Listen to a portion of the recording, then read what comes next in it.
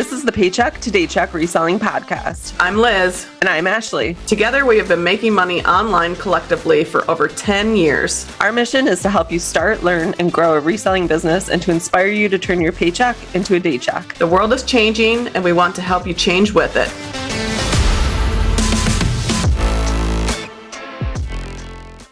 All right, welcome back to another episode of the Paycheck to Daycheck Reselling Podcast. First off, we should celebrate a milestone. Yes. We just hit 5,000 downloads for the podcast. So thank you to everyone who has listened. Absolutely crazy. And that doesn't even count for any of the views we've gotten on the YouTube channel, because we don't only just post these to the podcast platforms, we also post them to YouTube. So we also are growing an audience on there. So this is really exciting. Yeah, it's pretty wild. I mean, we knew that we had information that we wanted to share, but it's just I didn't think honestly that it was going to get that big. We're going to have that many people listening.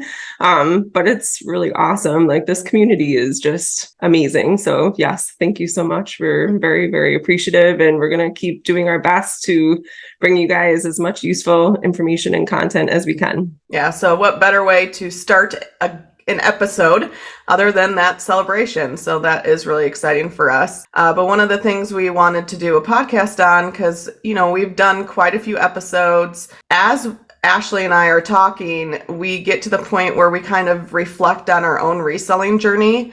And one of the things that we do talk about is, I really wish I knew this before I started reselling. So that is the topic of today's podcast. We are going to talk about some of the things that we wish we knew before becoming resellers, just because there is so much to know. Yeah. And just, as I was adding my notes, and so you guys know, the last one I think is the biggest one for me. So stay tuned for that, and we'll talk about that a little bit deeper as we get into it. One thing I think the most important for me personally, when we started reselling, Casey and I, we mainly did Amazon. It was just kind of almost like an experiment. We found Reezy Resells on YouTube. He was selling books on Amazon. We wanted to try it out, and we didn't really anticipate it turning into what it did today. Put in the effort to separate personal from business and understand that it wasn't just going to be a hobby. It could turn into something that was an actual business. And that was one of the things that we didn't do in the beginning, is we mixed everything together. So when it came down to taxes, we had all of our reselling mixed in with our personal bank account. And that was the biggest pain, to have to go back in and separate those. So I think that was one of our biggest things we wish we would have done before we started reselling, was really learn the business side of it. And then I feel like we would have been more motivated to go out, get an LLC, or at least a separate bank account to where all that stuff was funneling through that. And then it would have been a lot easier for reports, going back and looking to see what are our profit and losses, what were the expenses that we had. We really weren't tracking it and treating it like a business. Yeah, I think a lot of resellers that start off, especially if they're starting off part-time or kind of as a hobby, they think that it's not going to get to that point, or that it's not that big of a deal, but really it is. And like Liz said, it's such a pain in the butt to have to go back through. And, those are one of the things that we talk about. If you're going to do something, do it the right way the first time, do it well, because it's worth doing it that way. And it's going to save you all kinds of time and all kinds of money if you don't have to go back and scrounge around through bank statements and receipts and all this stuff. So if you just do it the right way the first time, when you start out, and if you've already started, if you're, a year or two or whatever into it, and you still are using your same bank account for, your Target purchases and your thrift store purchases, start today. Like, call around, get some information about different bank accounts. It is so easy. You can even open another checking account at the bank that you use and just get a different card for, your reselling business. It's so worth it. And I am guilty of the same thing. I waited way too long to separate everything, and it was a huge pain in the butt. So yeah, I agree with that one. That is a big one. Yeah, now they have so many other programs that you can use for bookkeeping as a reseller. And one of the programs we use is My Reseller Genie, which in the next guest episode, they are going to come on and talk about their software and how that can help you as a reseller. So I feel like they're going to bring a lot of value. So that's going to be a really good episode. Make sure that you guys stay tuned for that one. All right. So the next thing that we have here for you guys is learning like all the different ways that you can be a reseller. There isn't really just like one way that's like right or not right. You can be a Poshmark seller. You can sell just clothing. You can do hard goods. You can do retail arbitrage, online arbitrage. You can get into private label. There are so many options out there. I got stuck. I was watching a lot of YouTube videos when I first started. I know I've told this story a bunch of times on here, but I found, those Lily Pulitzer dresses for an event, and then I didn't end up needing them, and they still had the tags, but they were final sale, so I couldn't take them back. I just kind of need the money back, and they're going to sit in my closet because I'm not a big dress person. So I sold them on Poshmark, and then I'm like, wow, this could actually be something. And something clicked in my brain. My parents had been eBay sellers into antiques for so long. I'm like, wow, maybe I could do this again and again and again and kind of snowball that money.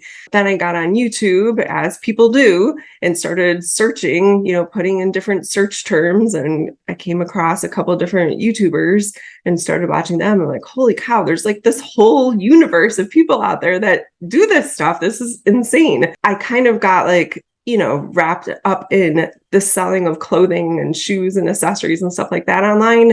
And that worked very, very well for me for a very long time. And then I found myself kind of sourcing too much and not listing enough and not taking pictures enough. And my piles were starting to build up too much.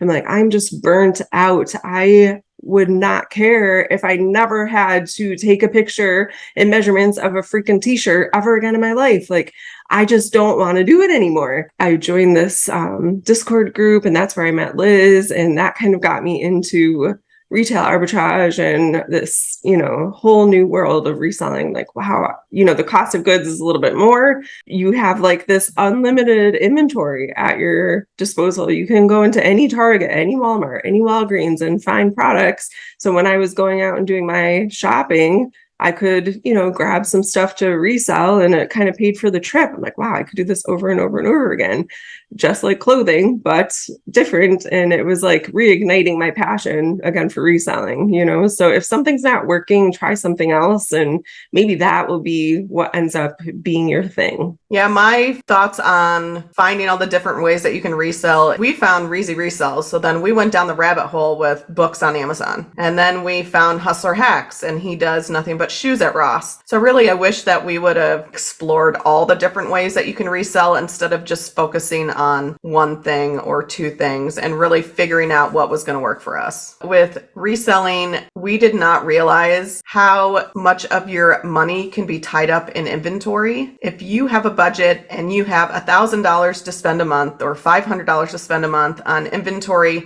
if you go out and you're purchasing items, that money doesn't come back until you sell those items. So it happens really quick. A lot of new resellers tend to do this. They put all their money in inventory and they're not managing their cash flow. So that's one of the things that you really have to be aware of. If you only have that $500, maybe you only spend half of it. And once you recoup the money back, and then once you get that money back, then you can kind of start snowballing and keep reinvesting. And then you always have extra money if you do find items that are home runs and you need the cash flow for. Yeah, I also didn't realize this when I started to get into retail arbitrage, because again, I was just thrifting things and all my inventory was like $1 to $2. So it wasn't difficult to be able to source a lot of stuff. When I started sourcing things that were like a minimum of like $20, I'm like, oh my God. Well, the classic example that we keep referring back to all the time was that year that the Cocomelon JJ Music bedtime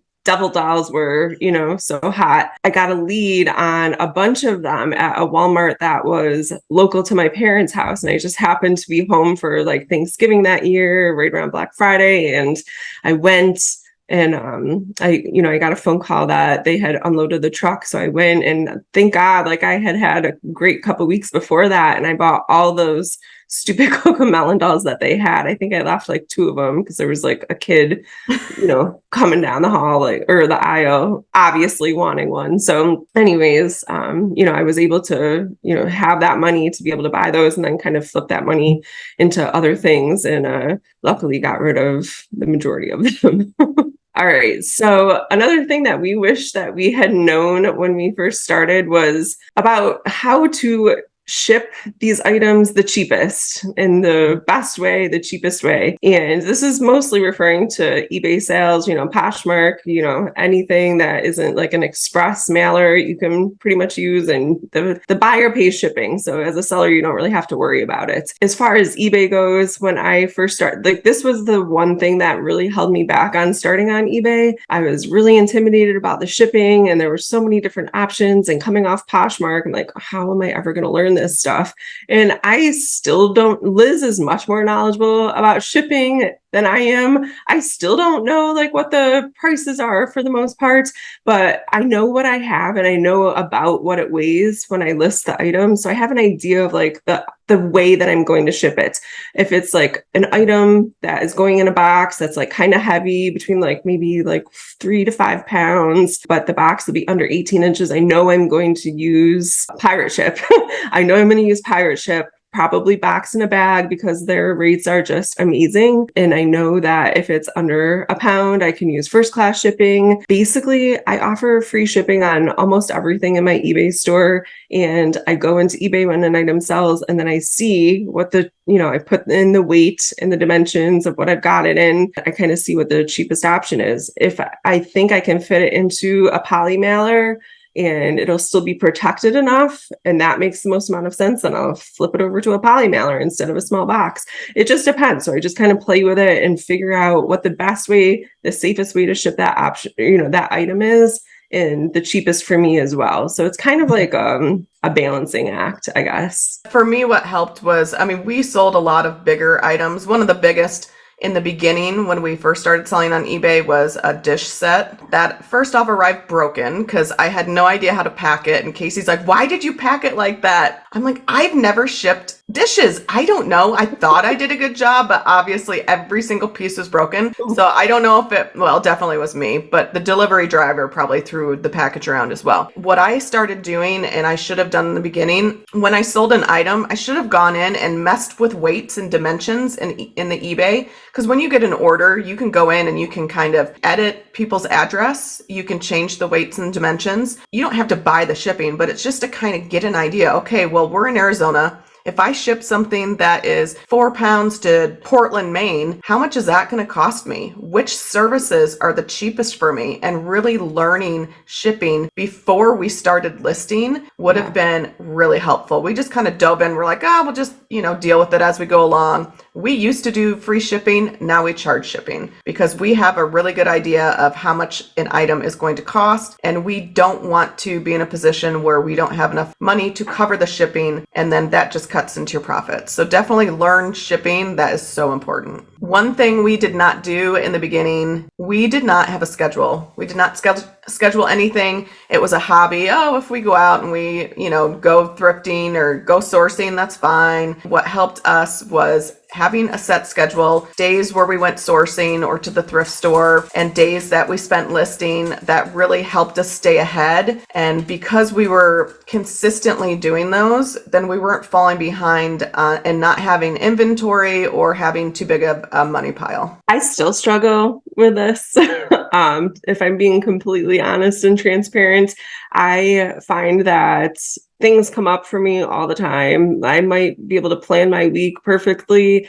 and think I'm going to get everything in that I need to get in, and then something always comes up. And I'm not good at adapting to that change and then figuring out how I'm still going to get that thing done. We'll get more into that in a little while, but I think, what Liz was saying is really important. Having specific days that you do specific tasks will help keep you in a rhythm and on a schedule. And when you don't have a boss over you, like telling you like today is the day we do this and tomorrow's the day we do that, and you have to do the same thing every single day, it's difficult to keep yourself on task. Like we're not wired this way, really. It's hard. So coming up with a good schedule that's attainable and you're not going to wear yourself out and just drown in things to do all the time, I think that's really important. Yeah. And as we're going through these, I mean, Ashley and I have talked, we do struggle with a lot of these still, but it's just, if we would have put in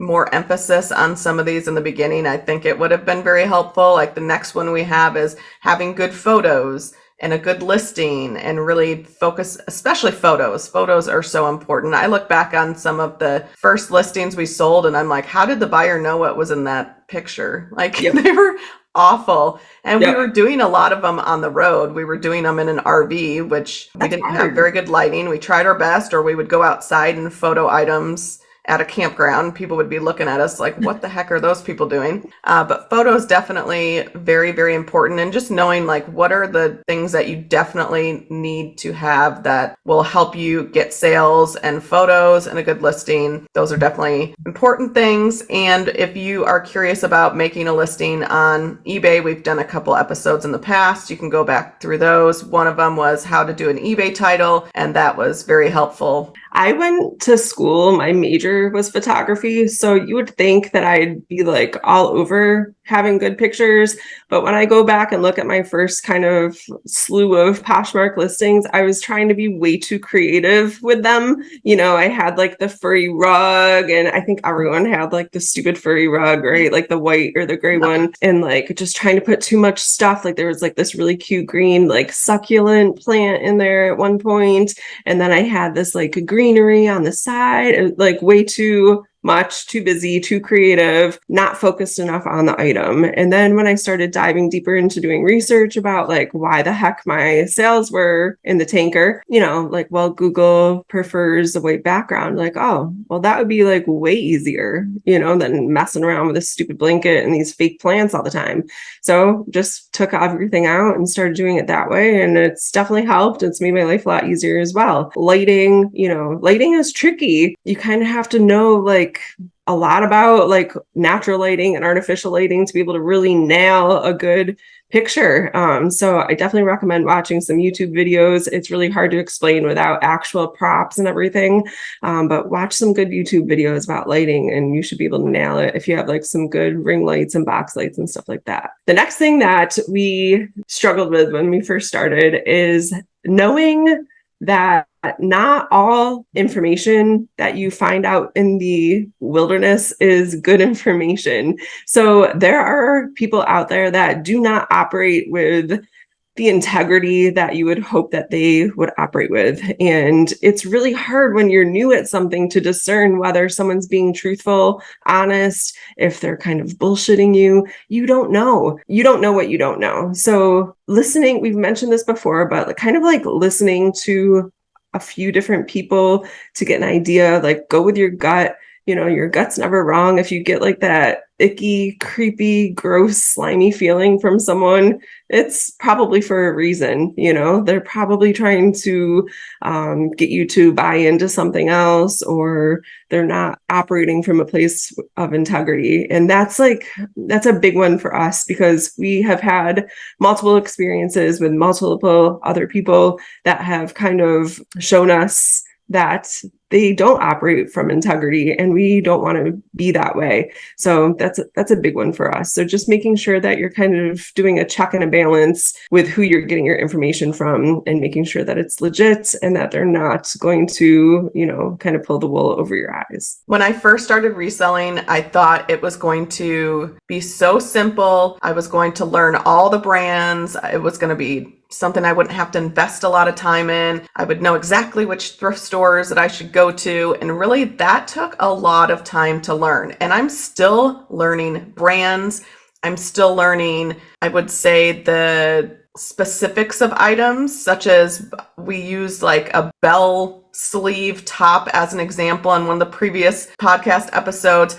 I look at some of the item specifics. I don't know what half these things are. Like, there's so much information to know about items, brands, thrift stores, where to go, how to source. There's just a lot out there. So definitely taking the time, learning something new every week. So maybe focusing on the styles of pants that are out there, or the styles of shirts, or maybe the material, things like that. I guess I didn't realize how much detail and how many items are out there. And those are just things that you have to know, because when you're creating a listing, you have to know the details of an item. Yeah, exactly. And when I first started, this was a big thing for me because I was never really super I was a tomboy growing up, and like I said, I don't really wear dresses, and they were just going to sit in my closet forever. I like American Eagle and stuff like that for myself. Coming across some of these like more luxury brands or different brands, I was like, I don't know. So I would look up everything. I would spend hours and hours and hours in the thrift store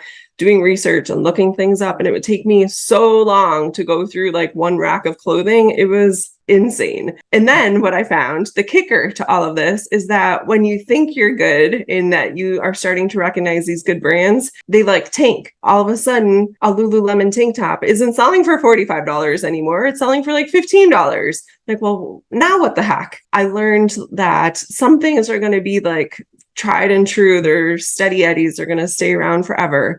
But what I also learned is that like the quality, the way things are made, if you find things that are like made in Italy, for instance, those are typically pretty good, and things that you're going to want to do some research on. Wool, the materials that things are made out of, those are also good indicators to like do a little bit more research on. So learning those like different points about not just like the brand, but learning the other key indicators of what to look for when you are thrifting or sourcing, that's also very important. So because the information changes so much all the time, and what's valuable now might not be as valuable and worth picking up a year from now. I have a great example for this next one. So yesterday we sell a lot of Travis Matthew polo shirts. They're golf polo shirts. They're like our bread and butter. I can buy them for $5 to $6. I know I'm going to sell them for $25 to $28, and we got a lowball offer for like $7. And I was like, how dare somebody send us an offer for $7?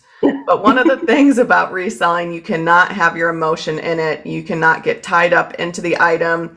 You can't get upset if somebody sends you a lowball item, because you know what? They're interested in your item, and maybe they're just trying to throw you a bone and they don't know if you're going to take it or not. So on their side of things, they're just trying to get the item the cheapest that they can. You don't have to sell it to them. If you have a best offer on eBay, you can counter offer or you can decline it. But I think a lot of things you'd have to not put your emotion in. You might get nasty messages from buyers where they don't talk nicely to you, and that's just how it is. But always try to be very professional, provide really good customer service. You also don't know what people are going through. Maybe that person lost somebody that day and their package never arrived, so they're very angry. So just never put your emotion and set it aside, and just realize it's a business. They're customers. Just try your best to make them happy. I like to kind of live by this motto that my dad always said was work hard and be nice to people.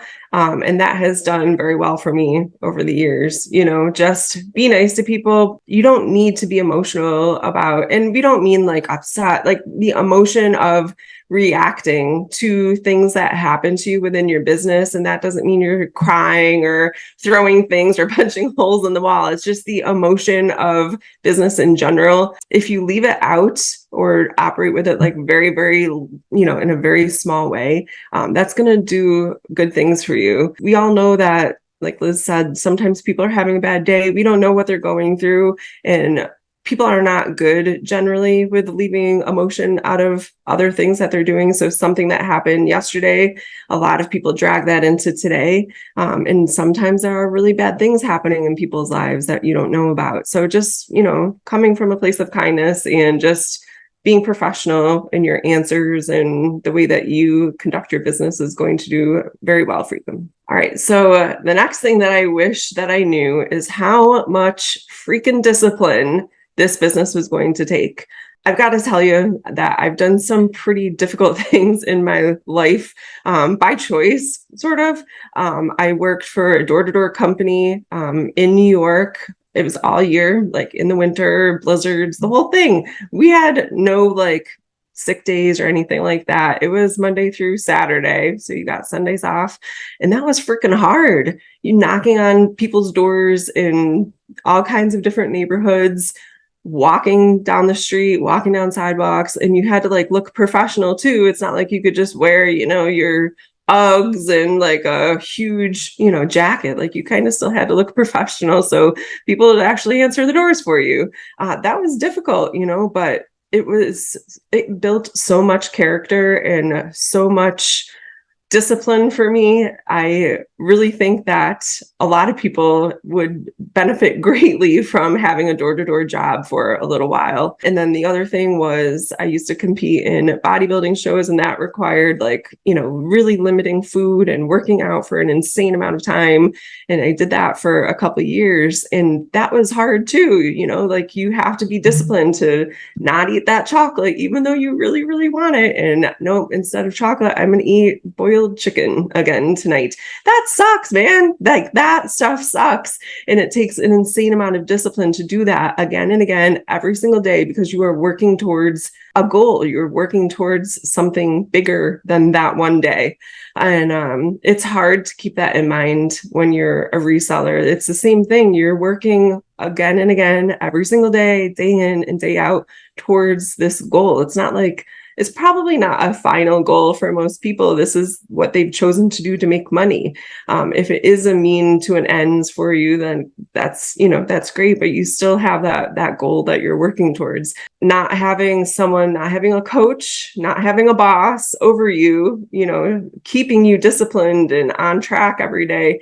It's very, very difficult. So that's why we really recommend accountability partners and buddies and accountability groups, and being a part of this community is so helpful. It is distracting sometimes if you get sucked into the community aspect of it, but having a person that you can rely on, or a couple people you can rely on to do work sessions, or just text each other, check in with each other every single day, is so freaking helpful. And if you're listening, we do have a Facebook group. We are trying to build that so that way we can have a community for people who need that extra push and maybe aren't realizing that you do need a lot of discipline and a lot of accountability, because otherwise if you're not pushed, then you have to rely on yourself. So it's really good, like Ashley said, to make sure you surround yourself with people who want to help you, and we definitely do. So make sure that you join our Facebook group. It should be in the show notes below, or if you're watching on YouTube, it should be in the description. Hopefully we can build it to a place where we can do some really cool things in there, like work sessions and listing challenges and all kinds of different fun things. So that's our hope for the group. We really want to build like a really nice, tight-knit community that helps each other and supports each other. So when we get off this podcast episode, which goes into the last thing we have, I am bringing Casey to the airport, and he's going to New Orleans for a bachelor party. So with reselling, life sometimes gets in the way. There's going to be times where you take time off, or maybe you get sick, or maybe you're going on vacation somewhere. I always say take that vacation. Things get in the way, life gets in the way. So when I needed to take time off, I didn't realize how much then I would have to put in the extra work. There's no 0 days, because you are running your business. You're the person that keeps it afloat. So that was one of the things that I didn't realize, that it is sometimes it can be hard when life throws you a wrench or things happen. Yeah. And I kind of hinted at the beginning that this was the hardest thing for me, and still is something that I struggle with. And I talked about that earlier in the show, but when something comes up, like if my boyfriend comes home from work early, if it's like raining outside, he'll come home early. We like to do stuff together, and that might interrupt my listing time or something else that I have going on. And that's okay. But sometimes it's a little frustrating when something comes up that is unexpected. Like right now, we are getting a puppy next month, and I know that that is going to severely interrupt my days a lot, especially when we're potty training and all that good fun stuff. But it's not going to last forever. So I'm doing as much as I can now and building up my listing bank, because I know I'm going to be running outside every half hour with this puppy to make sure that we can potty train him as fast as possible. And that's important. I want to do that the right way so he's set up successfully, but I also need to run my business. So I'm doing what I can now. I know that that's something that's going to happen in the future. So I'm doing whatever I can now to prepare for that so I can focus and put my attention with him when it's needed.